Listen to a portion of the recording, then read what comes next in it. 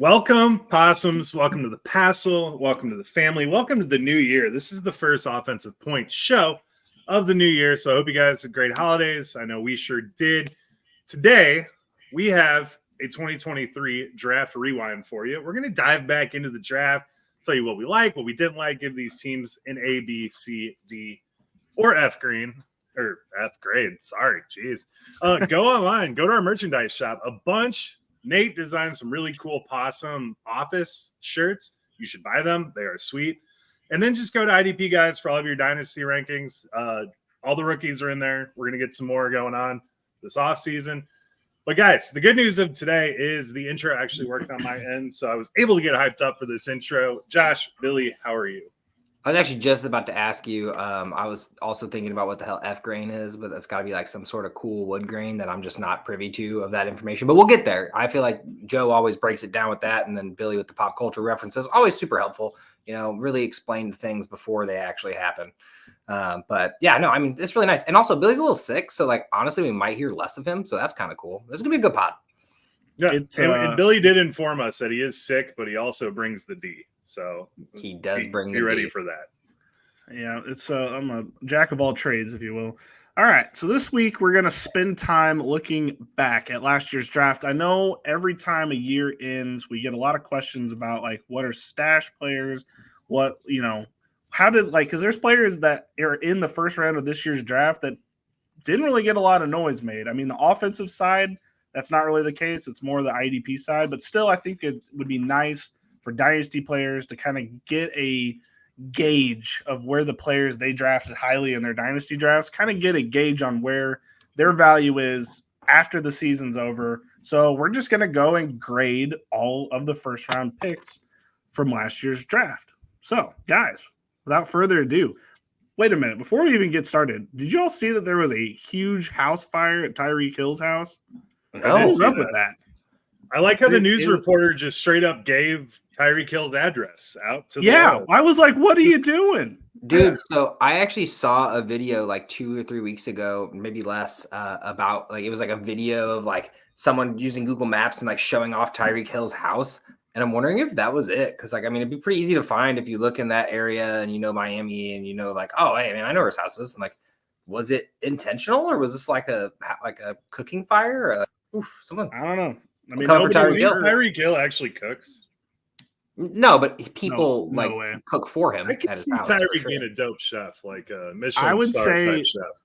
I would say there's a better shot that because he's like a streamer on Twitch, there's a better shot that like a breaker blew by plugging too many things into one outlet. That's what I would assume. Number one, Tyreek Hill can afford the best chefs. We're not even past this yet, Billy. I agree. That's probably right. But number two, he probably just has one of his homies like cook food, dude. Like he's like, hey, man, you cook me food. I'll get you some money and we can just hang out and shit. And he's probably, yeah, that's cool. No, dude, he cooks food the way he cooks defenses. And he's a great chef. I guarantee it. So he burns all of his food? Yeah, he burns the restaurant down, but he cooks a damn good meal. Well, fantastic. All right. Well, today we're going to grade some drafts, guys. So let's go back in time to the NFL draft from 2023. The first team on the clock was the Carolina Panthers. They chose. Boo! Oh, sorry. I thought we were doing the Goodell boo thing. We're not doing that. Well, it just felt right to put it in there. I'm sorry. So, with the first pick in the draft from the Carolina Panthers, we had Bryce Young. Joe, how do we feel about Bryce Young after this season? I think David Tepper throwing a drink on a fan pretty much summed up how they feel about that pick. I mean, Bryce Young, he had a big game against Green Bay. He's a rookie. He's got 11 touchdowns, 10 interceptions. It's horrid, but he's still the rookie. I would say buy him or you're going to stash him. You're not getting anything in return for him. So, yeah, hold him or try to acquire him because I don't think we've seen the best of Bryce. Yeah, I agree. Like, I would love to put him at an F just because of how boneheaded the pick was for Carolina. But I think we got to go with a D. I like Billy says, he brings the D. But like, I don't think we know this fully yet. This team had one receiver, Adam Thielen, who obviously showed his age and got tired at the end of the season. they didn't do anything to make him any better. The offensive line is just a work in progress. They got Miles Sanders, who clearly couldn't do anything, and Chuba really didn't get anything on the ground either. He just got way too many carries. I just think this team is bad as a whole. I think as a team, I give them an F, but for Bryce Young specifically, I would have to go with D. So I think if Stroud wasn't right behind him, we would be looking at a typical rookie quarterback, probably taken too early. But I don't think you can. If Stroud wasn't balling out, I don't think you could give him enough. It's true. I'm just saying. I think all of our fears about Bryce Young came to life. Like everything that we thought about him being undersized. Wow, he's kind of shorter than Kyler Murray, but not as athletic. How's that going to work? Kind of everything that we thought was going to happen ended up happening. Every fear came true this season because you partnered him with a really bad team.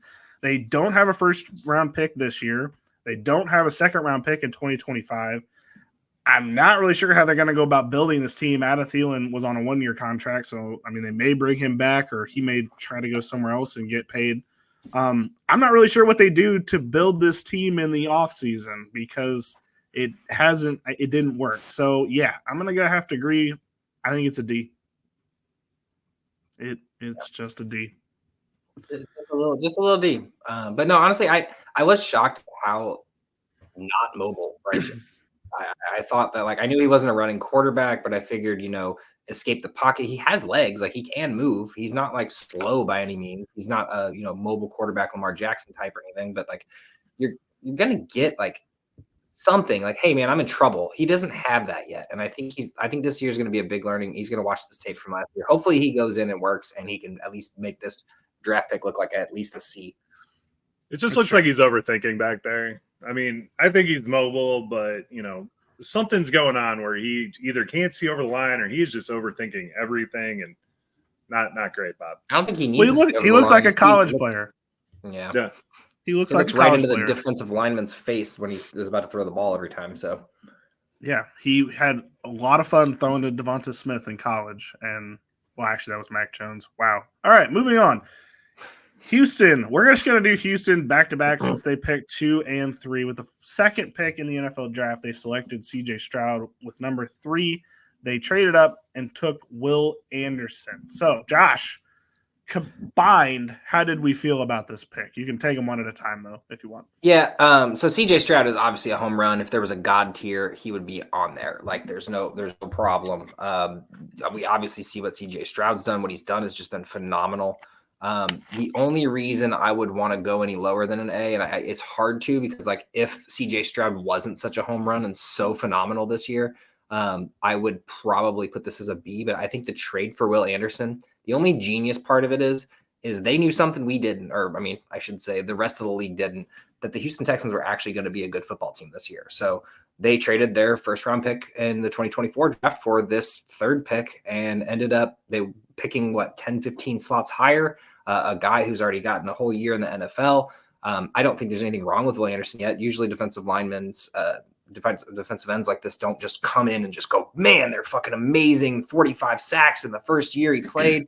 There's obviously been some flashes, but you pair him with another defensive end, it could be really nice. But overall, I'd give Stroud an A and Will Anderson a B. But creep it up to that B plus area just because of the fact that they got to draft at number 3 instead of 18 or 25, depending on where they go with the playoffs. So here's why I would give them an A for the Will Anderson pick. So he is currently 3rd. I know this is a nerd stat, so all the people out there that are like, oh, a bunch of nerds. So pass rush win rate, he is currently 3rd in the league behind Micah Parsons and Myles Garrett, which is a stat that, it hasn't led to, as many sacks as you would want, but at the same time, it clearly means that next year he may blow up for 15 sacks. This year it's not going as well. He's only got 7. But I definitely think currently Jalen Carter we'll get to him, is currently the leader in the clubhouse for defensive rookie of the year. Will Anderson definitely has a claim though that he could be the defensive player of the year. And I don't know, he's not going to win it, but he definitely could. So I don't know. I'm actually thinking this is an A all around. CJ Stroud's like an A plus. And Will Anderson, I think, is an A. I think they nailed this all the way around. Yeah, CJ Stroud is absolutely dope. And I agree with you, Billy. I think they nailed it. A+ all around for me. Will Anderson, I mean, 7 sacks as a rookie. He had 2 multi-sack games. He really has the makings of a star. I mean, for dynasty purposes, his name value will make him too expensive to acquire. I may actually consider selling him due to the inflated value with the draft grade, his name grade, but otherwise, absolutely hold him.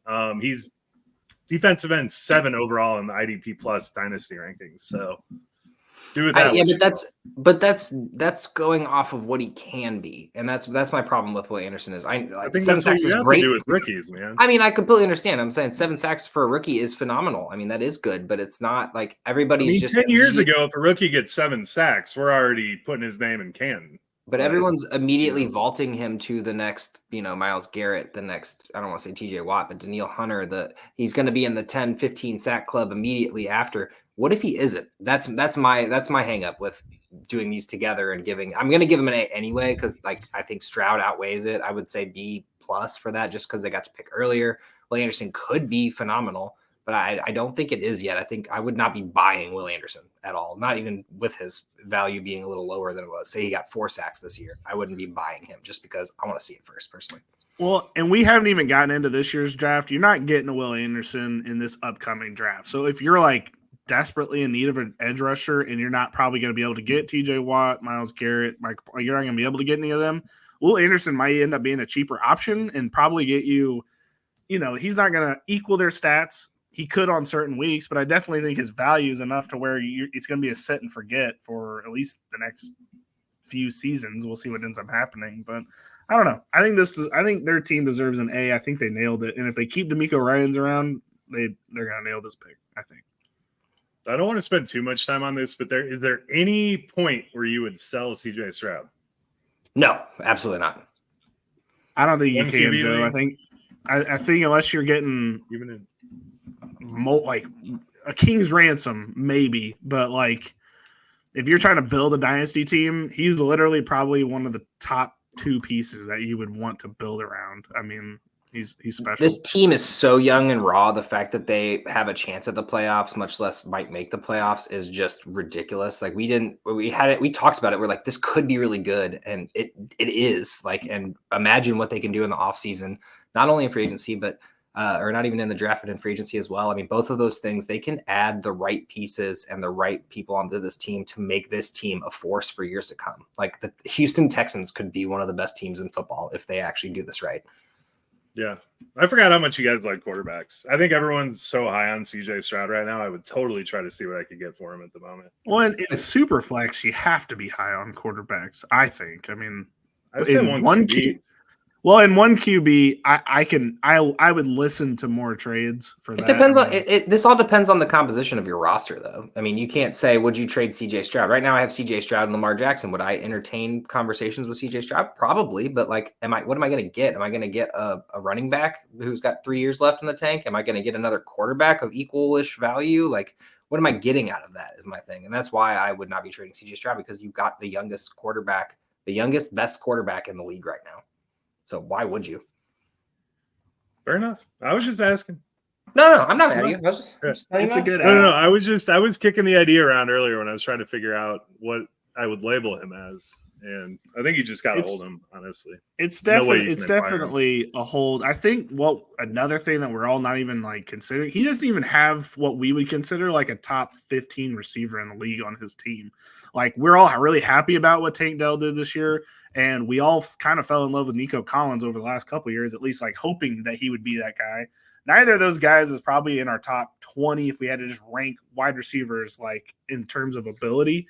And I mean, with CJ Stroud, those guys are top 10 guys. And that is just special because we're complaining about Mahomes receivers. We're complaining about, other teams that don't have any wide receivers. He's actually lifting guys that we would not consider top 20 into the top 10, which is that's insane. I mean, we don't get that much. Absolutely. Let's get to the fourth pick. Okay. Yep, we will get on to the 4th pick as soon as I pull it up because I accidentally. And it's the Indianapolis Colts, of course, and it is Anthony Richardson, QB out of Florida. Look, as far as the grade goes, I feel like it's an incomplete, which we didn't make a category. Which is kind of funny. I didn't actually think about that. But I would just say in terms of like what we saw at the beginning of the season, I would go just C because we didn't get to see him develop. We got to see what his legs can do. He was kind of special on the ground a little bit. We were really hyped up about his rushing ability, but we didn't get to see him develop as a passer, and that's kind of what our question marks were when they picked him. And Shane Steichen did not get any chance to do anything with him. So I don't know, kind of a C for me right now, but mostly incomplete. 3 years from now, this is going to be an A. I'll give him a B right now. Anthony Richardson is a Greek god. He was top 5 in points per dropback this year. Figure out a way to get Anthony Richardson on your team. There's 12 dropbacks. That's such an incomplete. I completely agree with Billy. This is an incomplete grade. It's hard to judge anything by this, but what I saw from him as a quarterback, this team wouldn't be anywhere near where they're at right now this year without it or with him as at under the center the whole time. There would have been mistakes. It would have looked sloppy. He probably would have gotten injured a different way, the way he was running. I think he needs to become a pocket quarterback. I personally said that Gardner Minshew should have started the season in the first place. Just given the first 4 games to Gardner Minshew, I understand you got Anthony Richardson there. You drafted him for a reason. Putting rookie quarterbacks who don't know how to throw in, this is just a better version of Malik Willis, which doesn't mean anything. Everyone's searching for a Lamar Jackson, a Tyreek Hill, an Adrian Peterson. They don't exist. They're one of a kind. They're one of one. And Anthony Richardson will not be Lamar Jackson. He will be himself, and he will probably be good. I'm not saying he's not going to be, but he needs to learn how to throw the football. And it's Josh Allen. That's what he needs to be. Like that's what he's looking at. Like that's what his comp should be. And it took a minute to get Josh Allen going. We if we did this after the Josh Allen draft, we would probably have put him in a B or C because he was so turnover heavy and he just did not look like he was going to make it. And he ended up, is one of the best QBs in the league now. This year without development, I don't know. I don't know what they're going to be able to do. So I'm giving it a C. Joe's giving a B. Josh, what are you doing? I'm giving him a B, actually. I just wanted to put the point out there that we don't know what he is. This could easily be a C. This could be an F. I mean, if he never learns how to throw the football, I mean, that pick took a lot out of this team, what it could have been with even a Gardner Minshew for 2 years and then stopgap quarterback and made it a team because this team has looked great this year, and it's never really was because of Anthony Richardson. For sure. Okay, let's move on to pick number 5 was the Seattle Seahawks, and they took Devon Witherspoon. So, Joe, I know you have something written up about him, so let's hear it. Oh, yeah. I mean, he has 68 tackles, a pick 6, 3 sacks on the year. The dude is all over the field. He's a really solid cornerback 2, possibly quarterback 1 for your squad. So I give them an A just due to the intensity that Devon Witherspoon plays with. It's awesome. So here's my problem, Joe. Here's my problem. They had Tariq Woolen last year. He won Defensive Rookie of the Year at the cornerback spot, and now he's benched. So, I guess I don't – are they just going to take another cornerback next year? Now, given he probably won't be as good as Devon Witherspoon. But, I guess I'm just kind of nervous that he might not get as many tackles, might not get as many opportunities. I don't know. What do you think about that? Does that make you nervous at all? I think that Pete Carroll loves that spark plug mentality that he provides to this team. I mean, just watching him play, the dude is vicious on the field. He literally just flashes and I don't even know, teleports around the screen. I don't even understand how he moves that quickly. So I don't see any way that he loses playing time to anybody, especially when this roster is built. So I actually did do some research on this guy, and this is one of the only people I actually know about college football from 2023 draft because I was watching the Illini games. And him and Sidney Brown together were the reason that defense was so good. I mean, usually it's defensive line, it's linebackers, or it's someone. It was those two guys flying around the field doing amazing things. Devon Witherspoon is the reason Rick Woolen is benched and he's not playing, which I don't personally get it. There has to be more. He hasn't been playing that terribly, but obviously he's not been participating. Pete Carroll's a pretty bit of a stickler, but there's no way the way Devon Witherspoon has played this year is going to not see the field, especially being a first-round pick that early. I give this a B personally just because I want to see how it shapes up at the moment. I'm going B as well. I think it was a good pick. I just think that their defense wasn't the problem. I guess they did have a problem with Rick Woolen, so maybe that was the problem. But are we going to lump JSN into this pick too? Oh, actually, yeah. Never mind. Let's just go ahead and make this an A. Let's just go ahead and make this an A. I know we don't count JSN is him. Yeah, we do Okay. got to talk about. That's true. It is All right, an so- A. I forgot. My bad, Joe. That was a good call. Oh, you're good. JSN, you're actually absolutely trying to acquire this guy if you can. I mean, Lockett's going to be 31. They do have an out on his contract after this year. I don't know how that looks, but JSN looks to be everything that we thought he was and more. So as soon as he gets more playing time, he's going to be a wide receiver one. Just imagine high-end him wide with a receiver full two. workload. Whew. Yeah, Oh, it's a beautiful thing. I completely forgot about JSN too. Yeah, absolutely. These two, this is an A altogether. You got a good secondary, or at least a good enough. I think they're ranked like 7th on the league or something on the year right now. So their secondary is holding up. Obviously important as we see the Eagles. And then JSN is just phenomenal. Yeah. No, Beautiful that's a thing to good watch. call. And he's going to be good for years to come. So I'm hoping that he was my wide receiver one in this class. I'm happy to see that he can maybe show out. Need a better quarterback, though. I would love that. All right. On to pick number 6, which is the Arizona Cardinals and Paris Johnson. I mean, I don't know how we're going to grade O-linemen. I guess I don't know. Joe, did you do research on O-linemen? He's the only offensive lineman on the Cardinals that played 100% of the snaps. He tied for 3rd in penalties and tied for 6th in sacks allowed. So it's not great, but he's out there. He's very reliable for them. So We'll go with a C. I know there's O-linemen on this list that are A's, and they did not do all that. So we'll go with a C for this one. And if we factor in what they got by trading back from the Will Anderson pick, I think ultimately it was a pretty solid draft for them. But Yeah, we're going off players at the moment. So yeah, I would put it at maybe a B or a C, just because this is what they needed. We don't know if he's going to be that guy, but he probably will. I mean, you can't just fix a line by getting one guy. And the fact that he played all the snaps is phenomenal, but it doesn't mean anything if he's the most penalized guy. All right, on to number 7, which is Las Vegas Raiders and Tyree Wilson. This is going to be an F for me, but I would love to hear from you all. Yeah, it was really the ascendance of Malcolm Konsey that, I mean, it's been the second half of the season by far, but I think he has like 5 sacks in his last 4 games. So he kind of stifled any playing time that Wilson would have gotten.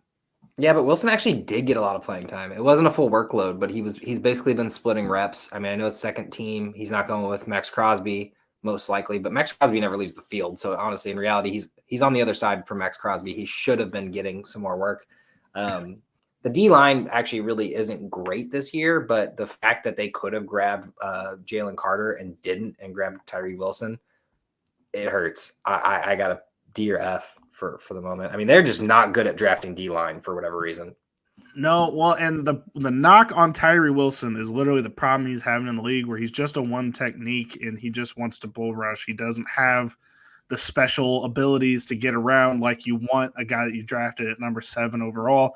We thought, I mean, in the draft, like, positive community was like, well, he can overcome that. He can learn that. He can show his ability, but he didn't, and he hasn't, and it's affected him a lot. And I kind of wish he would have gone to the Senior Bowl. It probably was for the best that he didn't, because he probably would have shown what kind of the fraudulence-ishness that he has shown so far. But I think it would have been better for him to maybe, I don't know, show something, because this has been very disappointing. So I'm going with F. What are you all going with? I'm good with F. I mean, you can convince me D. I guess I'll go with whatever Joe says, as long as it's not too high. I was going to say D, because ultimately I'm just a nice guy and I want to think that people are going to work out. But all right, never mind. I'm going with F. Let's go F. I'm going with F. Yeah, let's go. I don't like that. I don't like that kind of talk. I'm just saying we cannot say that he has been as good as Bryce Young. I think Bryce Young's at least shown things. Tyree Wilson has not shown anything. And I think he may end up getting benched. I think we were too generous on Bryce Young, if anything. I mean, I like to hope that there's more to it. I don't want to be the biggest critic on Bryce Young just yet, but Tyree Wilson, okay. I will. I know we're going to need time for this next one, so we'll just get it started. Number 8 was Billy, you're taking Falcons. this one. The Atlanta Falcons took Bijan Robinson. I'm actually going to go with a C, and it's not a damn thing to do with Bijan Robinson. It's the fact that the coaching staff selected him 8th overall and refused to make him the RB1 on the team for much of the season. I think back to the game where he got the 1 snap in the 4th quarter, And I just think it's disrespectful, not to us.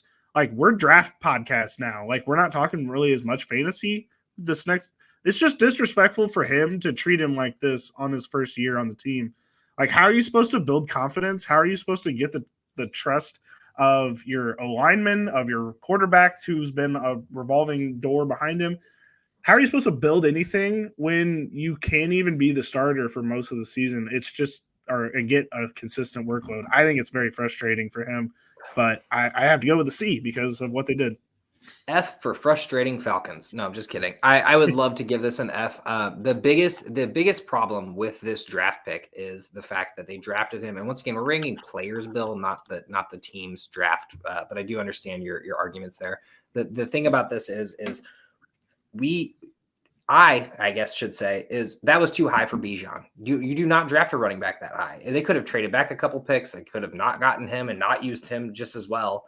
Algier and Cordell Patterson probably could have done exactly what, or at least close to what Bijan's numbers did with the two of them getting full split workload. But I agree, but they're not using him. So therefore, there it is. So really what it comes down to is Bijan was a B because it was a little bit too high on the draft pick for a team who doesn't want him apparently, or doesn't want to give him a full workload. So I gotta give him a B. I can't quite give him an A because of that 8th pick for a running back who is good. And we saw that. We know he's good. But yeah, people think he's a bust. It's frustrating. Sorry, Jeff. I don't think he's a bust. I mean, he's running back 12 of the year. Not you. I'm saying people. He's a bust from the draft position everyone was drafting him in. He's definitely not a bust. I mean, we know the studliness is there. The Tyler Algier headache is going to be for 2 more years at least, and then let alone the Arthur Smith headache. So it would have been an A if the fit on this team is an A, but the way they use him is a B or a C. I mean, honestly, if I had Bijan right now, I would honestly be looking to sell, just hoping that people forget about week 15. that would be I think we need to buy a bottle of champagne each, and we just have a piece of paper and write on it the day Arthur Smith's fired. And then we all get on the podcast that day and we just pop the bottle off just because we know all of our guys are going to be free. Champagne doesn't last in my household, but I do appreciate it. I'll just go pick up a bottle on the day of. But no, it's a B for Bijan. There's nothing about him that's bad. Like, we obviously like what we see. The scary part is he was running back 12 and people drafted him as running back 4 or running back 3. I mean, I saw him go really high in drafts, and that probably hurt people. I mean, although ironically, I saw Bijan in a lot of finals and a lot of playoff matchups. So I guess they didn't hurt too bad after that, or had some good drafts. Landing spot does, I guess, kind of count. All right, we'll move on. Number 9. Well, and what was the other pick? It was number 20 or number 30. So we have pick 9 was Jalen Carter. Pick 30 was Nolan Smith. I think if you combine them both, it's a B. No, it's actually an A. So Nolan Smith hasn't been fully utilized just yet. But when he is on the field, But when he is on the field. Are we talking about just for the 2023 season? Are we never talking about like the future? Yes. We talked about the future for all of these people. We talked about the future. Well, then Bijan might be an A then if we're talking about just the future. We're talking about this year and a fit for the team. Nolan Smith has played phenomenally. So Nolan Smith, when he's on the field, is one of the best run stopping defensive ends. I mean, he kind of plays the outside linebacker position, but he's really on the edge block. They're great against the run this year. I think that's one thing you can say against the Eagles. Well, they actually aren't terrible against the run. They just had a bad game. James Conner just won me a championship going against the Eagles. Thank God. God he did. You're clearly not an Eagles fan if you haven't watched a single game, but they have a bad game on their ground, and they're all of a sudden the worst team. They have gotten worse as the season's gone on. I mean, we could be objective a little bit. No, that's fine. But anyway, regardless, Nolan Smith is actually great on the edge. No one goes outside on Nolan Smith when he is out there. He obviously has not had the snaps. We know what Jalen Carter is. We know Jalen Carter's an A. I have to give both of these guys an A to get combined. And this is also a team that's rotating defensive ends every play pretty much. So personally, he's the future. No, I agree with Josh here. Jalen Carter, I mean, he's favored for Defensive Rookie of the Year, 6 sacks, 4.5 stuffs. With Jordan Davis, they're an absolute force in the middle. He barely played over 50% of the time. Jalen Carter did. So when he did play over 50% of the time, 70% of the snaps, weeks 5, 9, and 12, he had 2.5 sacks, averaged 15.3 points per game. Fletcher Cox and Brandon Graham are free agents this offseason, so these guys are both acquired for me. And Jalen Carter's currently DT8 in the IDP Plus rankings. I think it's an A. I think they killed it. Okay. What would you trade for Nolan Smith right now, Joe? Oh, nothing. That's not nothing, but Dude, very little. Throw a fifth or wait for people to make their roster cuts after the draft. I mean, people are stupid as hell, especially when it comes to IDP. Well, I mean, it's crazy. A draft pick is free. He's a free player. Oh yeah, no, I think Nolan Smith is very cheap, and you could throw a fourth rounder at him and be like, hey, any man, trade that you make this offseason, just throw Nolan Smith in there in return. No one's going to think twice about it unless they actually know what's going on with Philly. I would completely okay. Agree. And worst comes to worst, they can always turn him into a linebacker. I don't understand what we're talking about then. Like, how can he be an A graded player? We're not. We're grading them together. I would give Nolan Smith about a B. Because nobody knows who Nolan Smith is. Okay. It's on Reddit. As soon as Brandon Graham is out of there. This is why we did need an A+ tier, because I do not compare what the Eagles did to what the Texans did and consider that the same. I would say the Texans could be in the God tier, but I think what Seattle and the Eagles did in the draft were comparable. That's the problem. We needed that extra tier. But the fact that they had 2 first-round picks at all should be God tier enough, but that's on the team side. Fair enough. Well, we'll get to a team later that may have regretted that. We'll see. All right, on to number 10. Joe, your Bears drafted Darnell Wright at the 10th spot. One ahead of Peter Skoronski. Joe, how are you feeling about Darnell Wright? Dude, this guy's a dog. He absolutely plays like he's trying to kill people, and PFF had him as the 5th highest graded tackle this year. This was an absolute slam dunk pick for the Chicago Bears.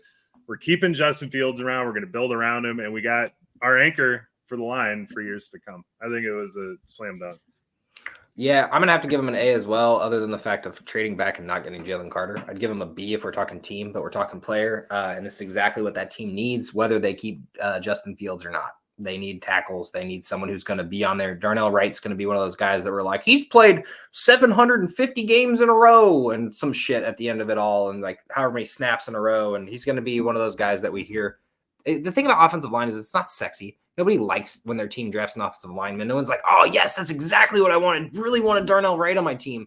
But you know what it comes down to is longevity. Look at Lane Johnson. Nobody was excited when the Eagles drafted Lane Johnson, but we still have him, and we're just sitting watching him be the best tackle in football. So there was a game this year, a play this year, where Khalil Herbert fumbled and Darnell Wright picked up the ball and tried to return it like he was going to score that damn touchdown. And just the sheer grit on that play, I was like, that was worth it. I love it. That's funny. No, I jokingly brought up one pick ahead of Peter Skoronski because they nailed the pick. I mean, it was perfect. They kind of saved themselves from – we'll get to that in a second. But they kind of saved themselves. I think they do have a corner piece for the future, and I'm happy for the Bears, Joe. I think you do have a good – I can't wait. This draft is going to be so much fun. I think we may do another live event. I don't know. We haven't really talked about it, but this year's Bears draft is going to be so much fun to watch. I'm super excited. Dude, and plus we have a ton of cap space to go around still. The Bears are in a great position this offseason with the way Fields is playing right now. I think we can do anything. So very excited. I swear to God, Joe, if your team trades Justin Fields away, though, I am going to not be happy with them. JF1's my quarterback, man. I will not love that. I feel like there is a possibility, but I feel like at this point you're getting more from trading. The conversation in the offseason is going to be, what can we get for Justin Fields? Oh, a 2nd-round pick? Okay, that's cool. What can we get for the 1st overall pick? Oh, another 1st-round pick next year? And this? You could trade with a shitty team who could potentially draft Bryce Young 2.0, and then get the number 1 pick again. Like, I mean, there's just endless possibilities. Obviously, that probably won't happen again. That's pretty wild that it did. But there's still that opportunity of getting a 1st-round pick. You move down, 2, 3, 4 slots maybe, and then you'll still get someone big. You'll still get a good team to build around. You still get a 1st-round pick for the future. I see the Bears doing what the Eagles did and just keep trading back and keep getting those 1st-round picks for the future because it will help. And this team is young still, so. True. All right. Well, on to a team that they may consider trading with, and that is the Tennessee Titans, who drafted Peter Skoronski with their pick. I'm not going to lie. Every time I've watched a Titans game and Peter Skoronski's out there, I see him getting his ass kicked. I'm not sure what the metrics bore out because I haven't looked those up, but every time I watch, he's getting beat. So I think I would go with a D for this one so far, at least. I completely agree with the D. I don't really love the pick was great. Like, this is on paper, this was what you're supposed to do. You're supposed to go get some line for this quarterback that you're inevitably going to draft. But if they go and trade with the Bears, like, just off topic, if they go and trade with the Bears to draft Caleb Williams or to draft another quarterback and they fuck up again 3 drafts in a row, like if they get Bryce Young 2.0 or, Josh Rosen, like the bust quarterback after getting Malik Willis one year and then Will Levis the next year and then do that, it would just be so awful for Nashville. Like, I feel for them as it is. Like, I know it hasn't been like they haven't spent a bunch on these quarterbacks, but man, this team is in rough shape. So yeah, D, short story. Very rough shape. Yeah, Skronsky ruptured his appendix in week 2, so he missed some time. So jury's out ultimately, but D for me for sure. When you got the 11th pick and it doesn't work out, it sucks. Well, yes. Tennessee, right. The Bears have the number 1 pick if you are interested in getting a quarterback. All right, on to pick 12 and 18, and that is the Detroit Lions with Jahmyr Gibbs and Jack Campbell. Boys, what do we think about the Lions? Here's that God tier we're talking about. And then you also talk about Sam Laporta early in the second round. I know we're not talking second round, but yeah, no, this is God tier. This is above all. This was to be above the Texans at this point. I know the Texans did good, but they sacrificed their future. The Lions did not. Their team just looks great. Everybody at the time probably would have ranked this. I think they did rank it as like a C and a D. This is one of the best drafts in football. I know Jack Campbell is coming on a little late. It's not like he's great.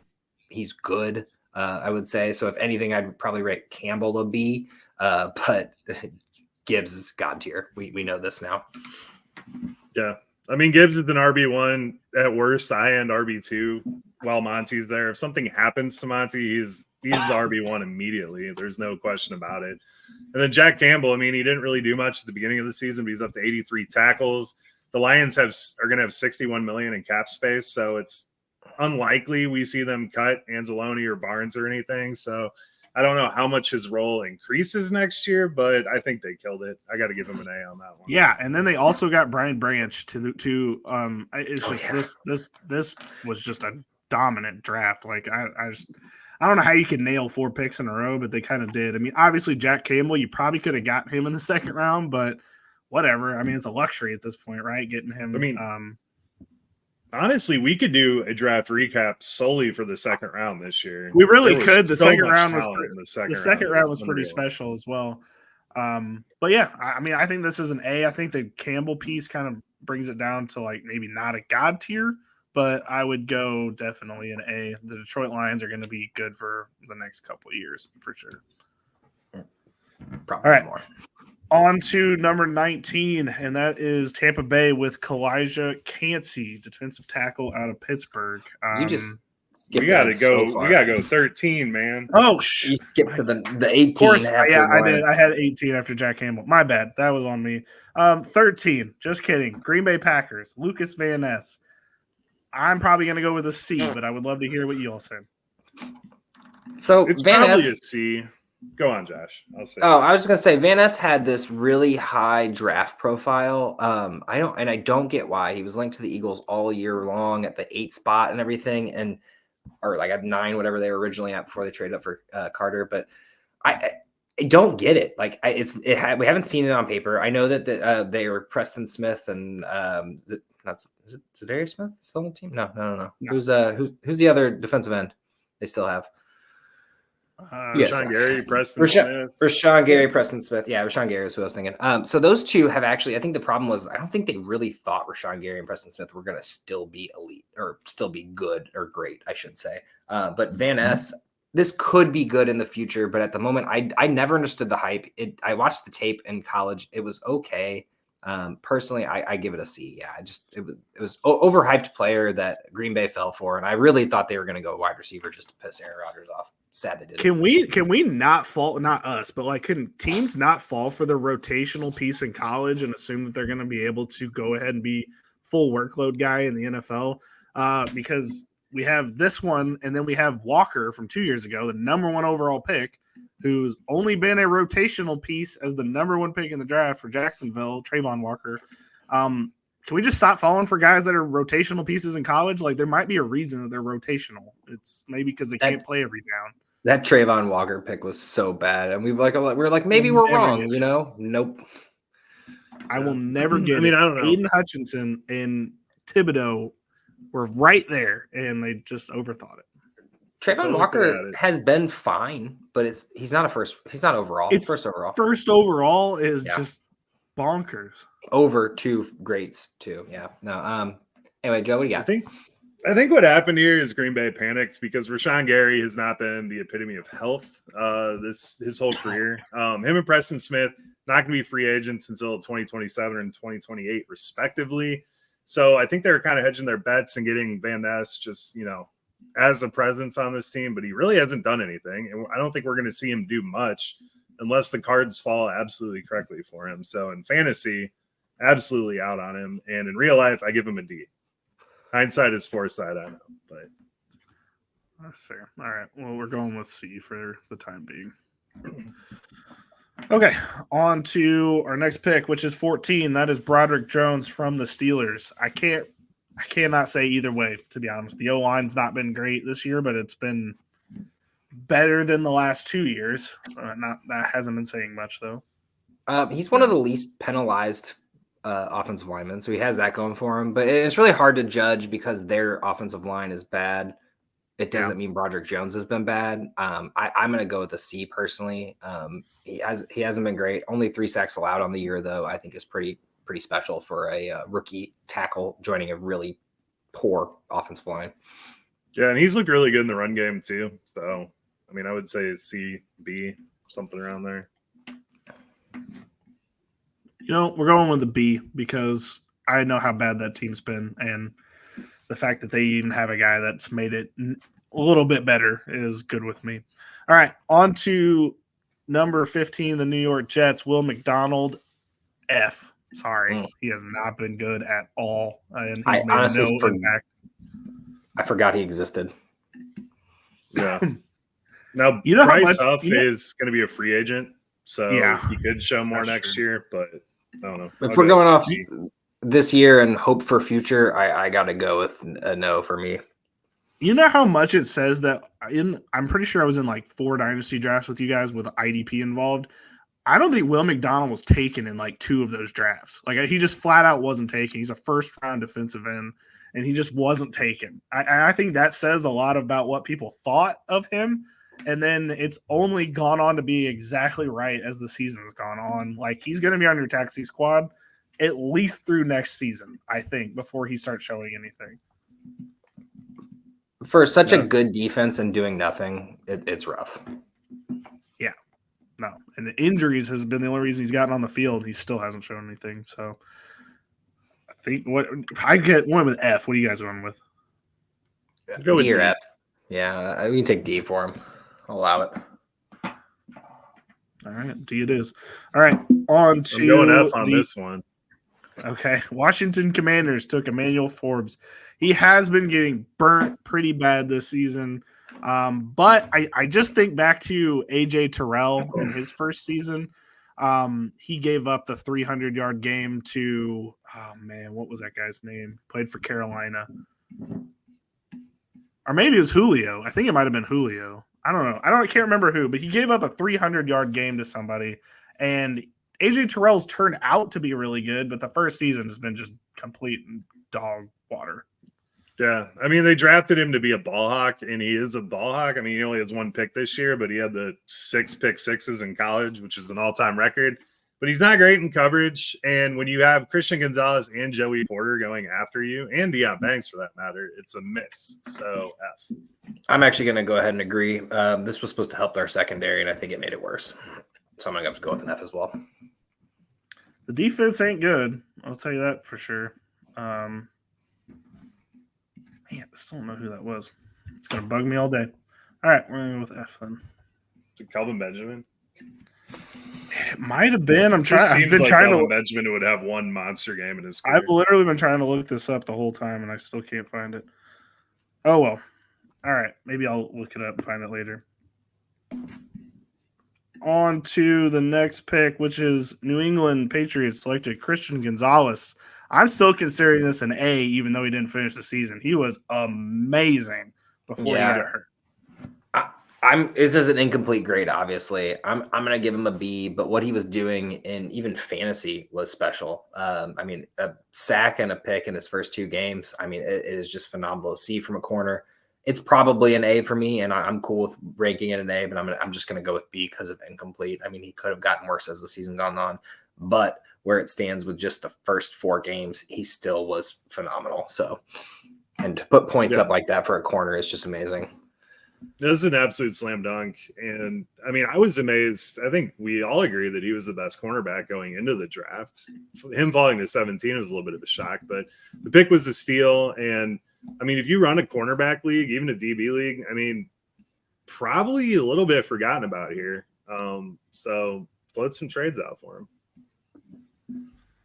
Yeah, no joke. I can't believe he got out of the top 10. We were mocking him to Atlanta, funnily enough. But he didn't end up going there. We thought maybe the Raiders too. He didn't go there either. Just not good. Still can't find who that is. Just gonna have to let it go. All right, on to number 19. You can talk about Kalijah Kancey. I know number 19 officially now was Kalijah Kancey. I'm going with a B. This defense has been surprisingly good this year. I wouldn't say that his stats necessarily jump off the page, but I think he is a part of a unit that we thought was going to be really, really bad, and they haven't been as bad as we thought they were going to be. I actually got to disagree with you. I'm going to go with A for Kalijah Kancey. For where they got him in the draft, there wasn't much defensive tackle talent after this. And this was a home run, getting 4 sacks out of a rookie defensive tackle on a defense that was complete trash, if I'm going to be completely honest. This is actually someone I was really hoping for the Eagles to grab whenever the draft was happening, but I think this is going to be a big move for their future. And especially, I assume they're probably going to go heavy on defense again, because that was really the one thing they're missing other than replacements for their aging vets on offense. So I like Kalijah Kancey a lot. No, Kalijah Kancey is awesome. He's not mini Aaron Donald, or not. Aaron Donald's undersized too, but he's not Aaron Donald like everyone else was trying to make him to be. But with the 4 sacks, he's DT 14 at IDP Plus right now. I'd definitely be trying to acquire him, because him and Vita Vea, man, I guess when you take Vita Vea and him, you get 2 average size defensive tackles, because Vea is huge. But yeah, Kancey's awesome. I'll give it a B, not an A. That's fine. I think that he's going to be something special, not for fantasy, but for the defense as a whole. And probably if they go and get an edge rusher, that edge rusher might just benefit from Kalijah Kancey being on the team. So maybe see who their edge rushers are next year, maybe try to acquire them. For sure. Okay. Miami forfeited their pick, so we're going to put that one in the F. And then after that, we had Los Angeles Chargers selected Quentin Johnston. Ooh. This is going in the D pile for me, if I can be honest with you. It's been one of the most disappointing rookie seasons I've seen. He has Justin Herbert. I don't have any excuses. He had a lot of drops this season. I know Joe probably still see a glimmer of hope, but for me, it's a D because I need to see it. Number it's one, why F for me? But I mean, here's the thing with Quentin Johnson. This next year, he's not going to do anything. But then we got Guyton, Mike Williams, and Keenan Allen all being free. Or sorry, Jalen Guyton's gone this year. But Mike Williams, Keenan Allen, and Josh Palmer are all going to be free agents next year. So my guess is they're going to sign or try to draft somebody in to fill in for that. But QJ in 2 years, I would let him falter for another year. And then next year before the deadline, float a late pick out, see if someone bites him.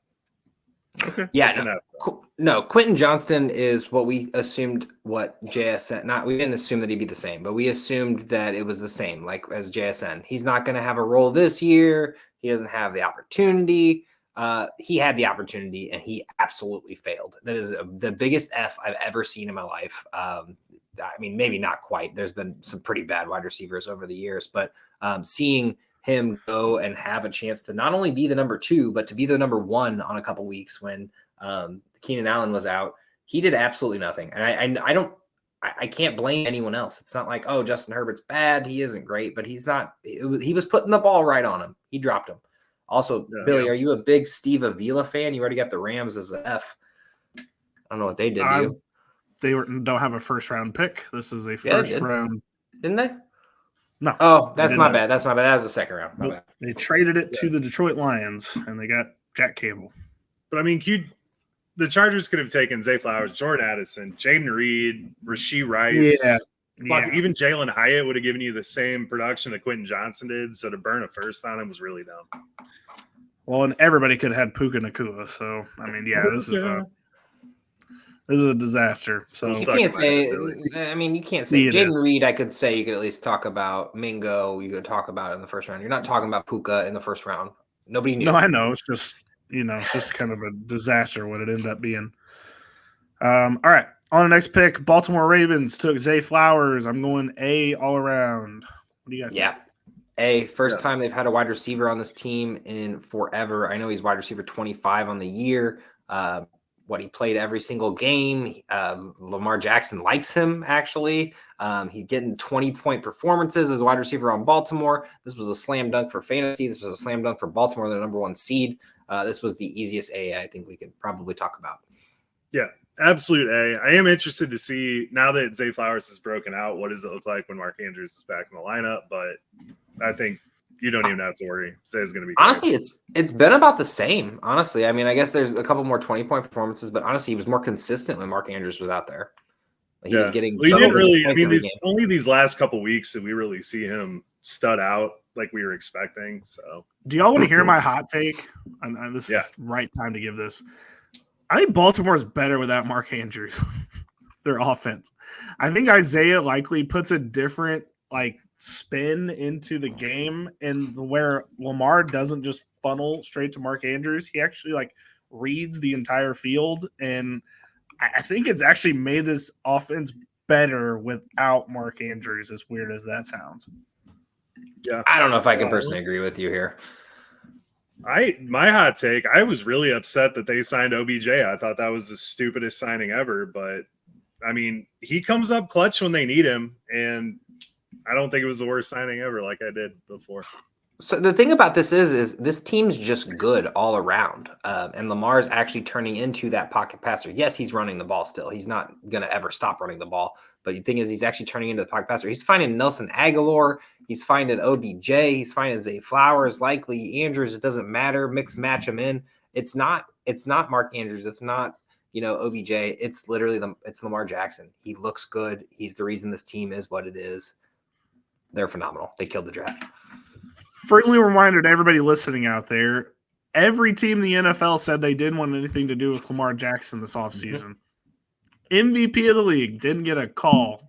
Atlanta, I'm really looking at your asses saying that you had no interest. I don't know what you were thinking, but you think Arthur Smith would have pulled him in the fourth quarter and put Desmond Ridder 1,000%. He would put Heineke in, or Ridder. If you could have traded a second round pick for Lamar Jackson in a future, drafted Bijan and had Lamar Jackson, Bijan, London, and Pitts out there, oh my God, that team could have been amazing. But Arthur Smith would have found a way to ruin it. You're right. Yeah, that's 1,000%. All right, on to pick number 23, which was the Minnesota Vikings. They took Jordan Addison. I'm giving this an A as well. He ended up being a clutch wide receiver too.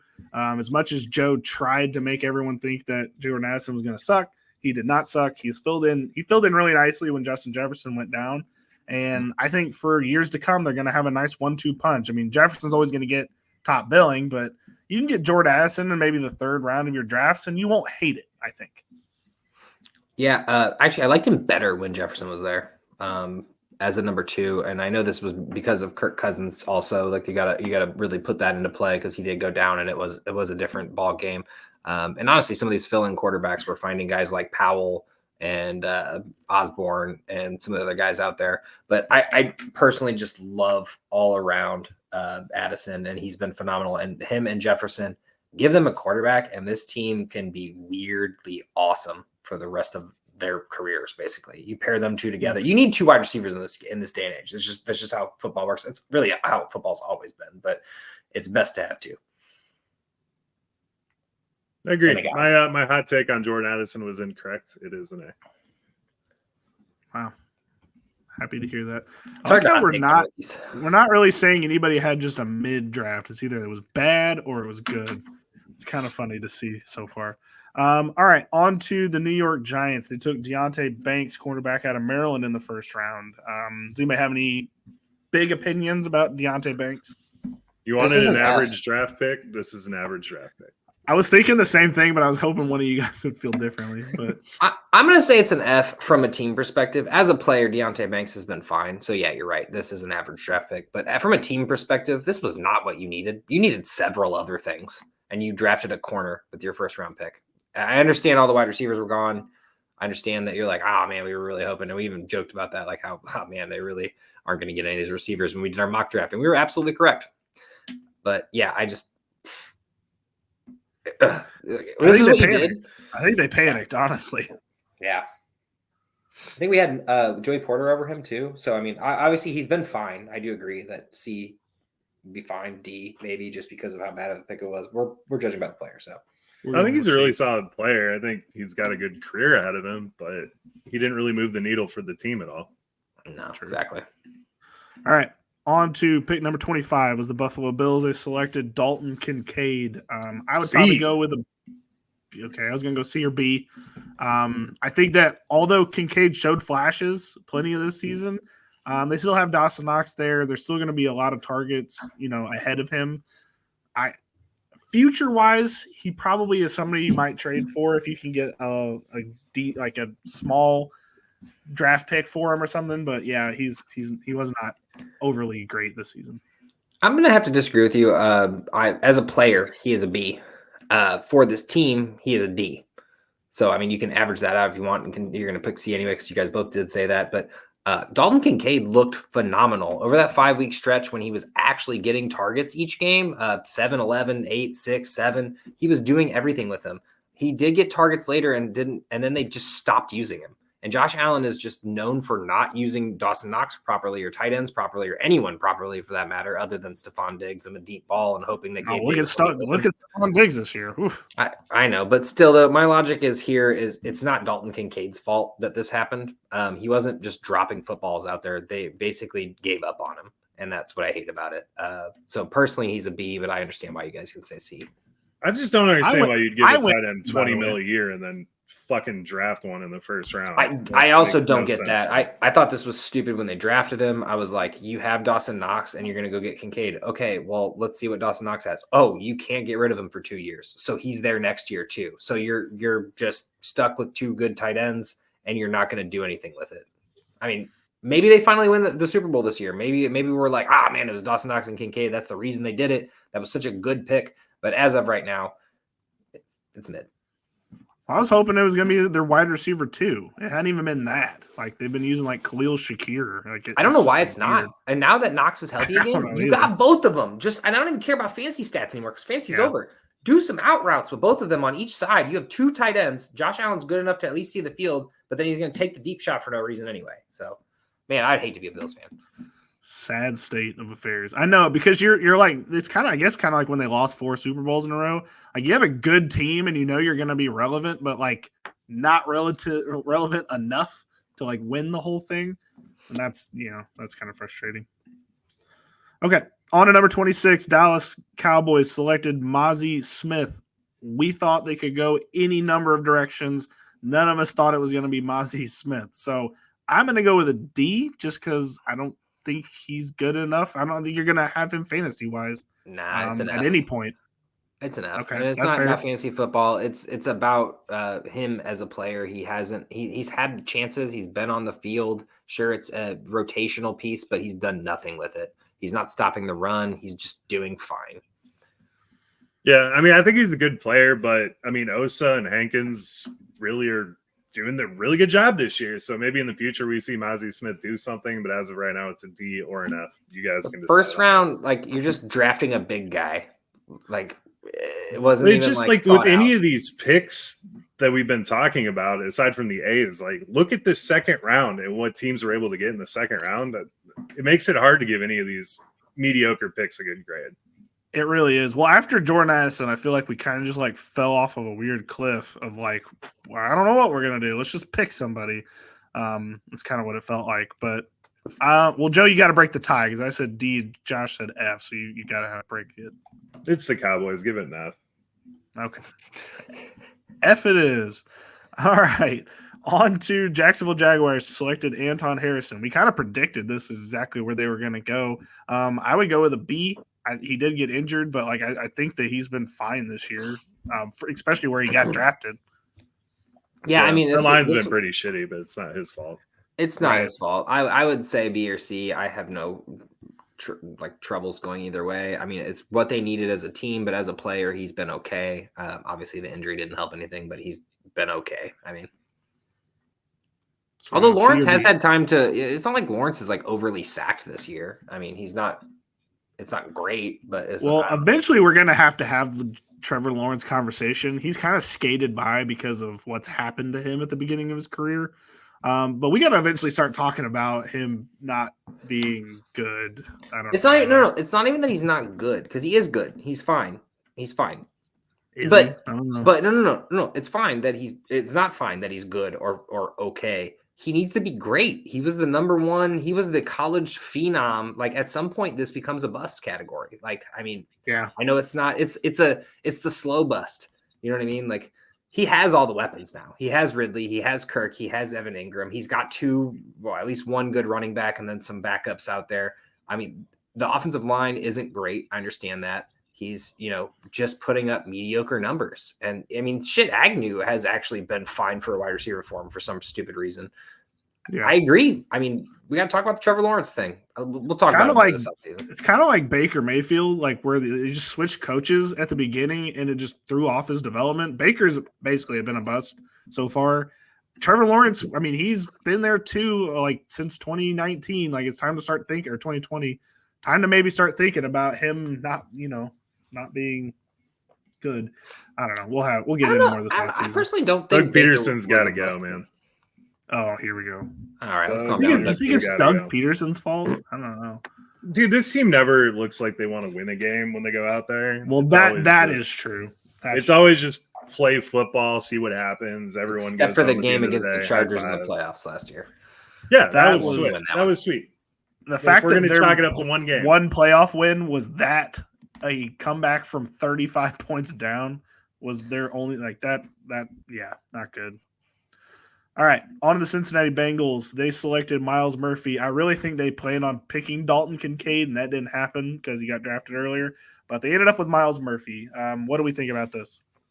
It was confusing when they made it, and it's hard to see a path for consistent playing time for him. I like the talent, but D. Well, he's a defensive tackle. He can still play alongside all these guys. They don't really have defensive tackles. But I will say that my biggest problem with this was it didn't help your team. Your defense didn't get any better. He did mediocre at best. I'm giving it a D as well. But my biggest problem with it is the fact that I was with a Bengals fan and he was like, "What the fuck? Why did you do that?" And yes, I completely agreed. I was like, that was not. You need a tight end. That's what you needed. You still don't have one. Yeah, no, it was weird, and you were thinking like, what do you need to get back to a championship? And it was not a defensive end. Just wasn't. All right. We got 2 picks left. One is New Orleans selecting Brian Breesy. I actually think he's been pretty good this year. I'd go with a C because it's probably not what they needed either. Because that does not look like the problem on this team. But I would go with the C. He's been solid. I don't know if he's going to be super usable in fantasy going forward, but I mean, he's been a solid player. I don't want to be this guy, but it's Brian Brzee. Thanks, Josh. Appreciate that. Spelled just like my wife's maiden name, so I know. And I actually heard it, and I was like, they did it. They did the thing. I think it's Brian Bree C because the draft grade was a C. He plays about 50% of the time, has 4.5 sacks. He's fine. Yeah, I would give it a Bree C as well. I like that, by the way. That was nice. Nice. Okay. Last pick in the draft was Kansas City selecting Felix Ndukwe-Uzomah, and it is an F because they didn't need him, and he's not being played anything other than special teams anyway. Doesn't make any sense. Why they quote Josh Hall, to be fair, Mike Dana did absolutely break out. He did. No one anticipated that. So it could be, I would give it a C. I mean, I think the talent's there. I love Felix. I love the talent, but if Mike Dana didn't break out, he could be pretty damn solid. So as a player, Felix, we can't say anything. It's not his fault. He just didn't get playing time. Like you said, Bill, he played special teams. He never actually played a real game, basically. I think he got a half sack. So he actually played like maybe a few offensive snaps. It's not his fault. I would give it a C or a D just because like it's not his fault. But as the Chiefs organization, why the fuck didn't you draft a wide receiver? It's really showing right now. That is a super F because your team is struggling. And they could have had Jaden Reed and Rashee Rice, and that would have been effing baller. I don't know. Put Felix at wide receiver and see what he can do. He could probably win some jump balls. I mean, and their defense was pretty decent the year before. And like obviously, like they still had all their people. They're all their pieces. They didn't play their rookie. So like, I mean, I think for the future, why are you putting us an F? Nobody said F. Oh, I thought we did. I said F. I said C or D. Yeah, put a D. Wow. Okay. C's fine. Even it out. No, I like it at C. It evens it out. It looks nice. It does even it out. You all see more than I do in that pick. I liked him before the draft, but if he was important, he'd be out there.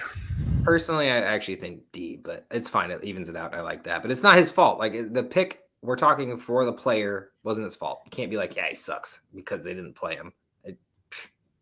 That's true. All right. Well, and the Dolphins get an F because they didn't have a pick. Rams, F. They traded to the Detroit Lions. Browns, F, because they traded to Houston. And the Broncos, F, because dude, can we do super F Sean Payton? Oh, never mind. Okay, that was the Sean Payton. I thought that was part of the Russell Wilson trade. And can we actually? Good. You know what? I'm putting that as a D. Okay, putting that as a D because they've looked great. Sean Payton's worth more than some of these players. All right. Well, that is our draft rewind for the 2023 NFL draft. Next up, guys, we're going to be doing a mock draft. I know you all aren't ready at all for it, which is going to make this hilariously fun. But next week, we're going to do a full 2024 first round mock draft. I love it. Can't wait. I'm here for it. All right. You guys have anything else on the way out? No, man, but I will actually. Yeah, I do actually. I'm sorry. I said no, and then I started talking, and now I do. I want to talk about how amazingly fun this playoffs is going to be. I think that it's not going to be, the clear 1-1. I think it's going to be, and it could be. I mean, the Ravens and 49ers seems like a typical matchup for the Super Bowl. But you know who I would be terrified to play in the playoffs? And it's not the Eagles. It's not the Cowboys. It's not the 49ers. It's the goddamn Cleveland Browns. I would not want to match up with them. Joe Flacco is slinging the ball around like anyone else, actually better than a lot of great quarterbacks out there. And that defense is scary.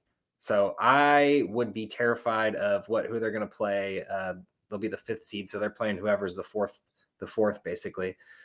It is wild. And then not to mention if they win that, they're going on to Baltimore. And that would be an amazing matchup. I mean, more than likely, I assume that the 6 or 7 seed isn't going to beat, 2nd or 3rd. It'll be the Dolphins, maybe.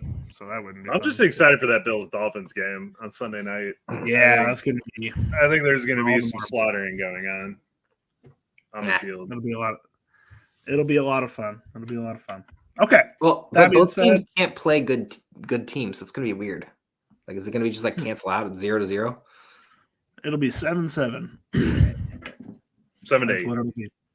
Well, it's funny because if the Dolphins lose, the Dolphins just follow the 7th seed or whatever. But if the Bills lose, they're out of the playoffs. It's very weird. Oh, really? Oh, yeah. The Bills are either going to be the 2 seed or they're going to be out of the playoffs. It is so wild. That makes sense. I actually was looking at their rankings and it was like 99, 99, 99, 99. And I was like, how do all these people have a 99% chance of making the playoffs? And it was like 8 teams. And I was like, that makes no sense. But now it does. Thank you for clearing that up, Bill. It's very suspicious. All right, Joe, get us out of here. Good night. Thank you for watching this IDP Guys video. If you like this content and you want more fantasy football content, click here. If you enjoyed this video and you want to see more videos to help you master your IDP league, click here to subscribe.